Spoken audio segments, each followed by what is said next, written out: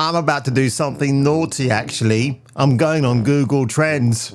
Oh, look at that. In the past 7 days, ladies and gentlemen, my favorite word in the English dictionary is the most searched term on Google. Now, don't hold me accountable for that. I would like to think I might have had something to do with this data double D manipulation, but it's not true. It's not me. But look at this. The fluctuating waveforms go up and down, just like Princess Lexi's legendary busty region itself.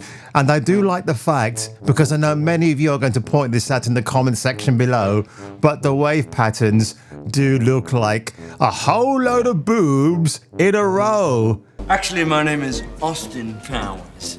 It says here name Danger Powers. No. Danger's my middle name.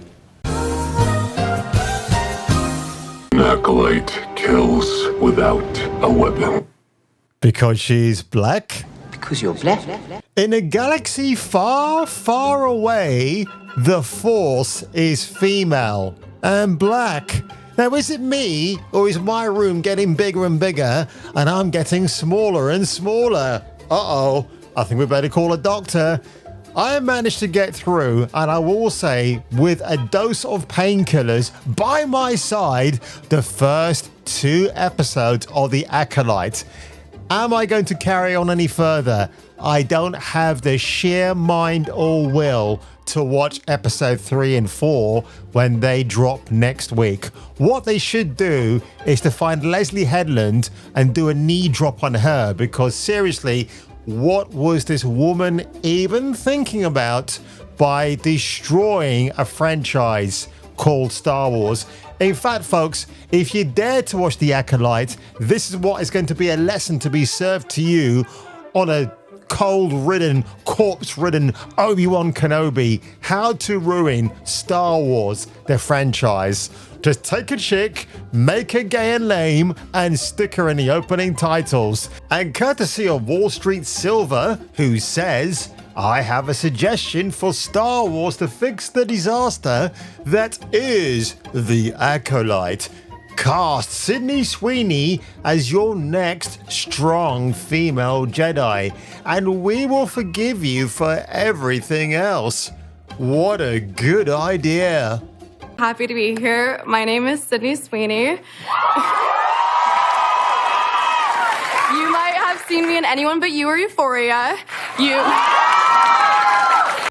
Kung Fu hot dog must be stopped. White trash that are waiting for Diamond Dallas Page to show up. He's not coming. Are you coming? Kind of busy right now. And I'm coming for it, Ken. I'm coming for the fucking money, you piece of shit. I'm like getting the feeling of coming in the gym. I'm getting the feeling of coming at home. I'm getting the feeling. In the ass end of space, even aliens watch Jason King with Kung Fu Hot Dog. This is the greatest show I've seen in my life. Duke Nukem likes this guy.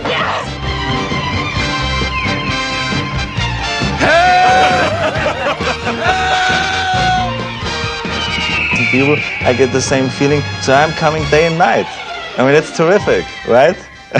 This show is so goddamn awful. There are a few, shall we say, plus points, but they are very far and few between. Now, Lee Jung-jae from Squid Game as Master Soul, he's good.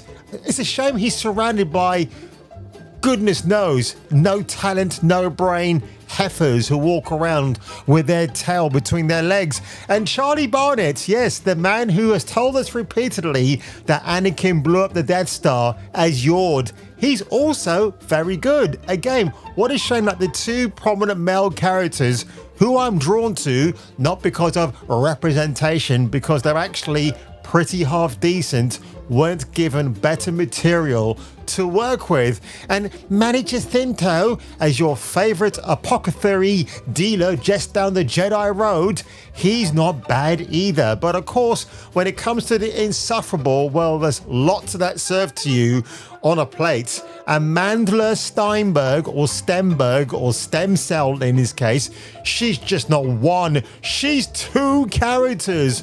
One is called May and the other one is called Osha. But if you look at the grand scheme of things, Miss Stenberg is a non-binary woman. So is the May and the Osha representative of pronouns? I mean, that's how it comes across to me. And look, folks, I'm going to drop some spoilers here. So if you don't want to know, if you're curious or bi-curious, just go ahead and watch. But after 3, 2, 1, I'm going to reveal what happened in the first episode. And this, by the way, is in the first 10 minutes or less. So Carrie-Anne Moss is having a dinner or a lunch with some of her friends, and in walks Amanda Stenberg, challenging her to a fight. Turns out she's out for revenge. Why? Who knows? Do we even bother to care? Not at this stage. But of course, they have this fight, which apparently is meant to rival the Darth Maul, Obi-Wan, and Qui-Gon Jinn encounter in The Phantom Menace from 1999. Now, the thing is, martial arts in Star Wars, it doesn't work or come across as a serviceable device in this show. Again, George Lucas said he was inspired by various cultures, including the Seven Samurai. And when Ray Park played Darth Maul in Phantom Menace, of course, he brought that much needed flair for what that character was all about. But now we're expected to believe a 40-pound weakling like Miss Stenberg can force kick objects into oblivion and flatten her opponents. And in the most ridiculous and I suppose the kiss of death for Star Wars is when Carrie-Anne Moss, yes, her Trinity from The Matrix, has a knife through her heart. Because what did she choose to do? To save an alien bartender and his child from being murdered by a crazy black female bitch samurai played by Stenberg. And the thing I didn't like about this scene, because she gets the knife through the heart, you see blood coming out. And that's not what Star Wars is about. Yes, you can say there's been gratuity before, but don't forget, those films were passed for a general family audience. Luke getting his hand cut off, Darth Maul splitting in two. That's fine, there's nothing really gratuitous about that. But when I saw this, I thought, you know what? This is leaving a bad, foul taste in my mouth. You don't need it. But of course, when a woman is helming Star Wars, they can get away with absolute carte blanche murder.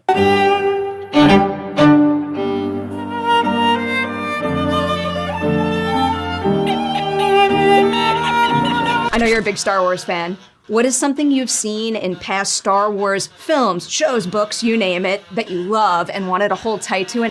Bloody hell, Perry Nemiroff. Can you get any more, shall we say, things in that mouth of yours? But no, folks, the worst is yet to come. I'm sparing Miss Nemiroff with a forced chokehold. Oh no, that is being reserved for something a lot more cringier than your ears and eyes could prepare you for. Are you ready for this? Are you ready for absolute cringe? Ladies and gentlemen, courtesy of The Wrap on Twitter X, Star Wars The Acolyte is the gayest thing I've ever seen. You get it because Amanda Stem Cell, right here, Stymie, she's non-binary. So she's a real big supporter of that kind of cause. And of course, this is June 2024. It's Pride Month. Of course, Star Wars is gay. It's always been gay. Just like my video games now, apparently. And are you excited? I want to ask you both because this is, I would say, arguably the gayest Star Wars, I think, by a considerable margin. And are you excited? And this is who they get to sit in front of the two so-called destroyers, well, they are the destroyers of a male-orientated space fantasy called Star Wars, to say, it's the gayest show I've ever seen. Thanks a lot, mister. Carry on. About that? Are you Not the bracing gayest yourself? Star Wars. Not the. It's pretty gay, let's be honest. Leslie, how do you feel? Am I gay? Are you, Yes. Well, no, I know you are gay, but I'm asking, are you... Am I straight? Yes, I am, actually. Do you have a problem with that? Oh, you do? Oh, I'm sorry. Oh, right. Oh, I better excuse myself then while I just go and take a shit. Excited about putting this, this is going to be a talking point. Is it going to be a talking point? I'm sure so. Because nerds are gay. Well, some nerds are very... Excuse me, Miss Black Woman, Samurai, Jedi, Law and Disorder chick. I'm a nerd. I'm a geek. And I'm straight as an arrow. So why are some nerds or all nerds gay? This is going to be a talking point. Is it going to be a talking point? I'm sure so. Because nerds are gay. Some nerds are very not gay and are very threatened by gays. Uh-oh! I didn't see that one coming. That's right. If you're a straight white, nerd or gay, you might have a problem with this. Says the man who likes to gaslight the entire audience of Star Wars fans. Well done, you, mister. Well done. Oh, my God. True, but in my world, nerds are gay. Okay. Was this the fun element of... No, I don't think so. And yet people have told me that it's the gayest Star Wars, and I frankly... Agree? You're offended? Into it. No. I think... A coven, cackling witches. It's not yet Halloween. But yeah, I might recycle this clip for that time when it comes round. I think that Star Wars is so gay already. Okay. I mean, have you seen the fits? We'd be like, look how gay this is, and then send each other a reference photo. And are you telling me, with a straight face, that C-3PO is straight? They're a couple. That's what I think. Well, Anthony Daniels, he doesn't play the robot or the droid like he's gay, does he? Just has a very unique voice. And Anthony Daniels is an absolute fucking legend, actually. So if you're insulting Star Wars, you're actually insulting him and everybody else involved in the old school legacy movies. George Lucas, you said that people graped your childhood, or you graped our childhood with The Phantom Menace. All is forgiven. All is forgiven, George. Please come back and take Star Wars back from these insufferable mind witches that call themselves fans. They're not fans. But this is more outward. I think it's canon that R2-D2 is a lesbian. Oh, interesting. Yeah. R2-D2 is a lesbian. Interactive TV, Jack. Wave of the future. Ha ha ha, huh? In the wise words of Ben Grimm, the Thing, it's clobbering time. And I'm coming after you, Headland. Now, while he doesn't have any direct involvement in the show, Dave Filoni, who will forever now be known by me as Gave Filoni, yeah, the man who walks around with the cowboy hats and the chaps like he was the reject from Brokeback Mountain, only to think that he is the savior, the absolute savant of Star Wars, the same Dave Filoni who walks around like a cowboy, invigorating the sweet youth of John Wayne and Gary Cooper, only to then open his mouth and then all that machismo goes floating away beyond the horizons that I can't see anymore. Thanks, Gabe. I really did enjoy your contribution to Star Wars. Ahsoka. Can't wait for season 2. There is no season 2, is there? Oh, I hope not. No. Ahsoka was such an interesting character to me. When we started, we had it very much a shell shock moment for her that she was out of her depth. And I'll never forget it. George watching it and saying, you guys are taking this a bit too seriously. Yeah. Amanda Stenberg, the 50-pound weakling. Yes, she's put on weight since my last few rants. And now she can convince you and me and everybody across the ocean that she can mind kick objects that weigh more than her and her family put together and flatten her opponents. Oh, God. I just want to watch more clips of Charlie Barrett talking about how Anakin destroyed his own Death Star space station. Charlie, mate, you should get your own Star Wars show, my friend. You really should. And it's sure the ray of light that has somehow come out of that sky above me instead of the darkness that they always keep talking about. And when they do mention it, it's a personal diversity who happens to be in that same moment when they're waxing lyrical about how wonderful Star Wars The Acolyte is. But if you can't look and see the Anakin blowing up the Death Star,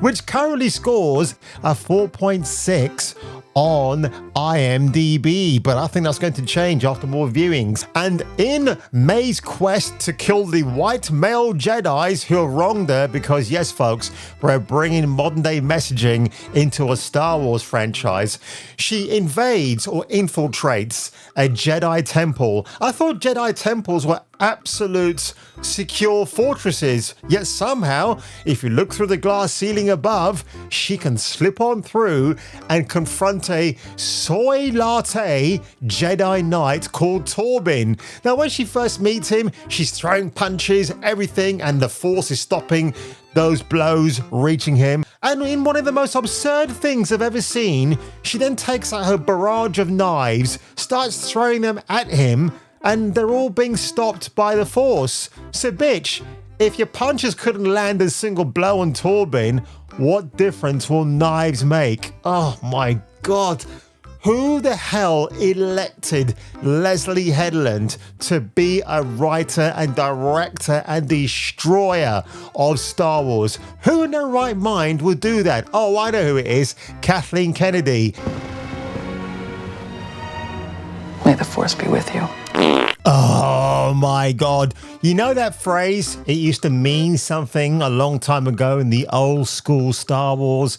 Now in the hands of Leslie Headland, it just means we want to get member berries going. Do you remember when they said, "May the Force be with you"? Can you feel the Force like the real thing? Now it's just a throwaway line because apparently it's meant to evoke those memories from the George Lucas Star Wars era. Well, guess what? It's not working, Disney Star Wars. So what you can do, turn around, Kathleen Kennedy and Gabe Filoni, bend over, we'll get a lightsaber each, shove them up your butts, and then you can be on your merry way. This is a god-awful show. Apparently £180 million went into these 6 episodes, and I'll tell you this much, I cannot see how that money has been spent. When I see the character of Amanda Stenberg, all I can think about is Darth Vader force choking her, and she comes up with the phrase, "I can't breathe." Oh, is that too close to the nose? Sensitive Americans, everybody out there, oh, I'm so sorry. Well, I mean, she's an absolute so what do you expect? The dream. Directed by Leslie Headband. Written by Leslie Headband. Created by Miss Leslie Headband. Based on Star Wars by George Lucas, but there's more to come. Executively produced by Leslie Headland. You know what this reminds me of? That fantastic scene in the first Austin Powers film where Mr. Powers, international man of mystery, don't you know, is back at that point in the movie where he's collecting his old belongings from the 1960s. This feels like that, except with the Austin Powers film, that was actually genuinely funny.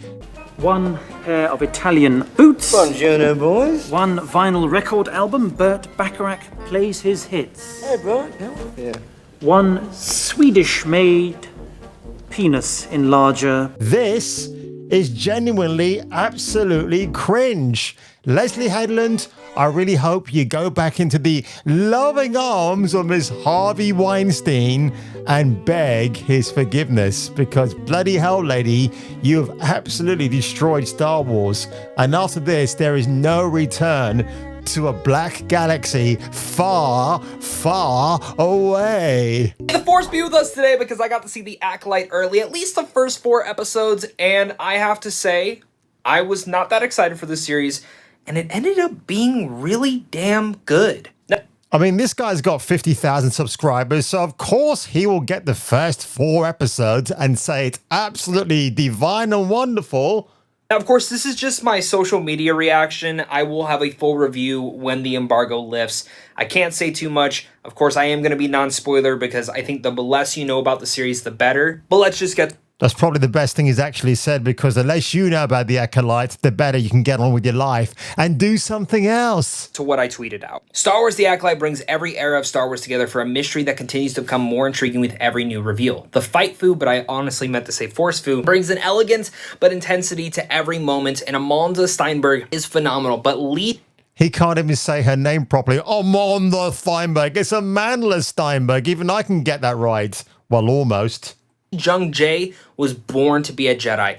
Very surprised by my reaction to the series. On most of the marketing to be pretty meh. Can't wait to say more about this. All I can say is that if you are a Star Wars fan, you should be very happy. And no, it shouldn't be. Star Wars just gave us what may be its biggest risk yet. I watched the first 2 episodes of The Acolyte, so here's the good and the bad, all without spoilers. Created by Leslie Headland, this series takes place 100 years before Destroyed the prequels. by Leslie 2 episodes Headland. in, I'm finding it refreshing to have a Star Wars show unencumbered by all of that baggage. This allows creator Leslie Headland to take some risks and give us narrative surprises almost right away. And overall, I think this show has a really interesting narrative hook based around Amanda Stenberg. The first 2 episodes move quickly through the story. Both come in under 40 minutes, which is great. The hand-to-hand combat in the first 2 episodes was dynamic and captivating. But that said, I think the tone feels a little off right now. While I appreciate the darkness and slight surrealism,